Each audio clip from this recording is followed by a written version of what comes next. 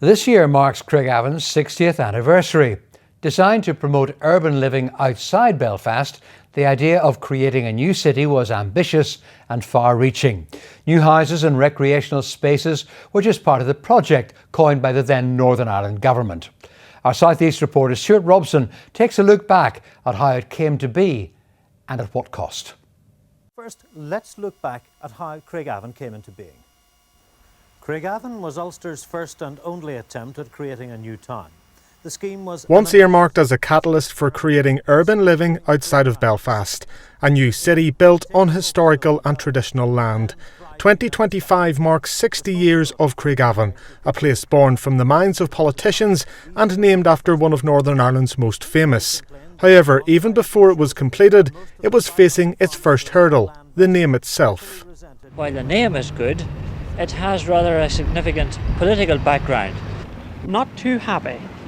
While I have a great regard for Craigavon and for all that that name stands for, I think perhaps we should have picked a name without political associations and a forward-looking name rather than a backward-looking name.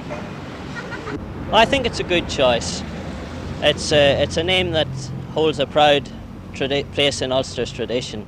But the idea of a new start in a new place brought an element of adventure to so many people in the 1960s. For both those at home and for those who had travelled from much further away, Craigavon presented a fresh opportunity. Well, that's where you come from, sir? I'm from Wisconsin in the United States. You're a long way from home. Yes, we are. How do you feel about coming over here? Well, we like it very much. We're very happy in England, but we'll be very happy over here as well. Making others' dreams a reality, though, came at a cost. With the desire for rapid residential expansion, it meant land was needed. Many farmers felt that they weren't being given a fair deal in return for what they were giving up. What further action would you gentlemen contemplate taking? Well, now we'd have to wait to see how Mr. Craig reacts to this gathering here today. But you will stick it out here? Yes. That's where we moved to eventually. That's where I was reared, out there. One of those farmers was Julie Flaherty's grandfather, an owner of a County Armagh farm just outside Portadown. In the early 1970s, the government bought his land, meaning his and his family's life was to change forever. My grandfather was a fabulous gentleman, well known round the town, Wesley Honeyfort, and my grandmother Florence. And they had orchards. We were orchard farmers out in an area called Bluestone, which out the far side here of Portadown, runs into Lilo and then round Clonrola, all the old town names. And a very happy family, 3 sons, my dad's the youngest, and idyllic childhood there, an idyllic life, until the Craigavon Commission came along, some might say. Some of the footage and old photographs are really quite shocking. You wouldn't even have thought it for it to have been maybe late 60s into 70s, really not that long ago.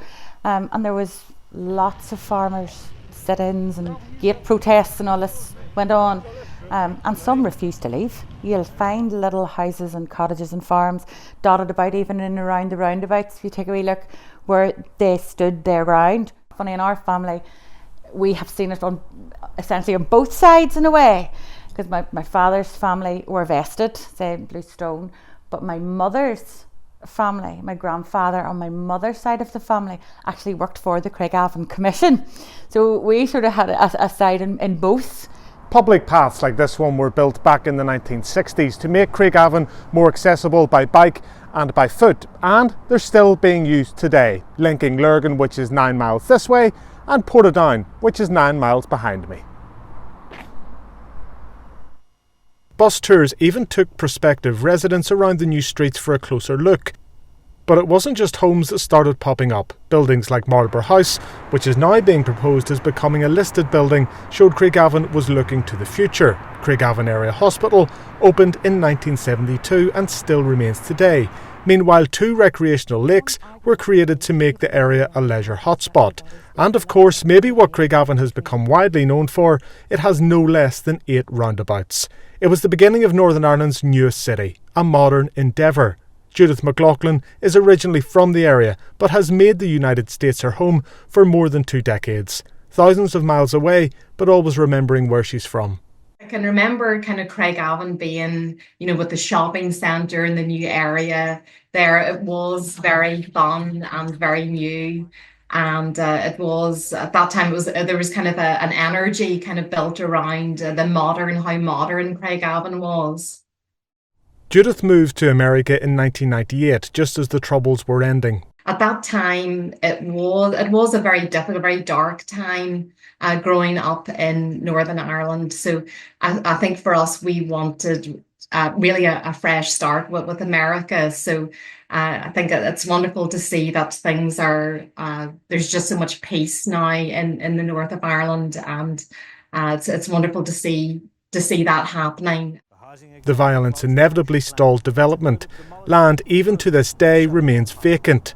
But despite setbacks and initial criticisms, more than 70,000 people now live in Craigavon, and perhaps at its unintentional centre is Northern Ireland's largest retail complex, Rushmere Shopping Centre. Despite the sector struggling everywhere else, it's bucking the trend. We were bought over by new owners in February of 23.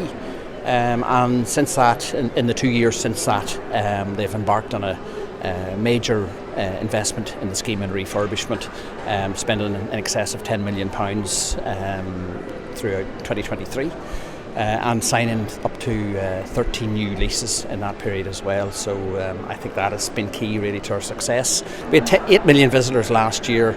We are on target this year now for 10 million visitors. So 60 years on from its inception, history will judge in another 60 years how much progress has been made from now.